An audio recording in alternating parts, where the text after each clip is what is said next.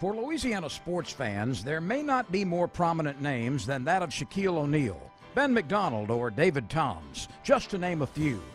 But what about the name Jack Hains? Actually, I had baseball in mind. I thought I was going to go ahead and take Yogi Berra's place over with the New York Yankees, but I wasn't good enough, so I had to figure out something else to do. So how is it that this small-town crop duster pilot will forever have his name enshrined with the state's sports greats? A rod and reel paved his path. It's hard to believe how much different things were back in 1975 when the qualifiers gathered for the annual Bassmasters Classic. This video is a perfect indication. Drivers left with boats for an unknown destination, and the contestants all gathered in New Orleans to board a plane for a secret location for the tournament. This year, it was the Currituck Sound in North Carolina. Jack Hains was a 25-year-old rookie in the Classic, taking on some of the nation's best. Some had television shows and national reputations. For him to have a meteoric rise like that, I've been trying to think about what the equivalence would be. And I thought, you know, it's like a guy that was just a regular hacker on a golf course. And then he joined the club, and he played in the club tournament. And then he played in a couple of local tournaments and stuff.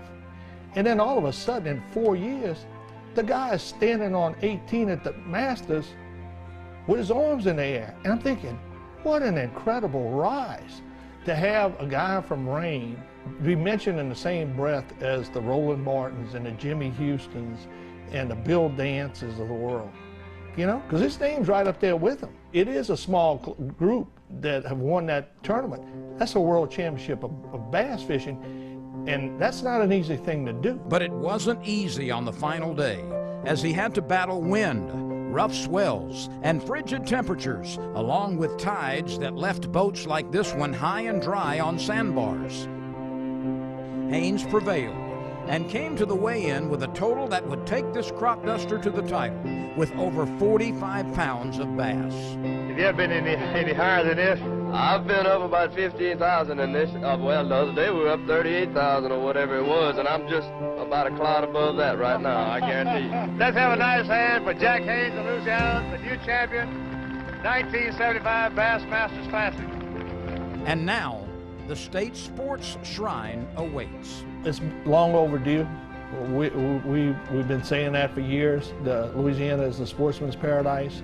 To get Jack in there, and we're going to be getting a few. We're going to be getting a few more in the next couple of years, and I think it's only fitting that we have outdoorsmen enshrined in there. And you know, a lot of people, especially when they go to Natchitoches, they're going to Toledo Bend 30 miles away. To have somebody like Jack enshrined in our Hall of Fame, I think it's going to increase our attendance and give an interest that wasn't there before, you know, with the bass fishing. Bassmasters started, and we read the articles about Bobby Murray and winning on a Zorro spinnerbait, and Toledo Bend was just in. I decided that I wanted to try to see what we could do, and my job as a crop duster at that time afforded me, because it was so seasonal, the ability to go to other lakes. Jack Hains' bass fishing legacy will forever be recognized as one of the few outdoorsmen inducted into the Louisiana Sports Hall of Fame. I look at a lot of the things that have fallen out in my life, and I realize that I wasn't as good as I thought I was, of course, but everything happened for a reason. I can see where God had worked in my life all the way down, and that was the thing that means the most to me.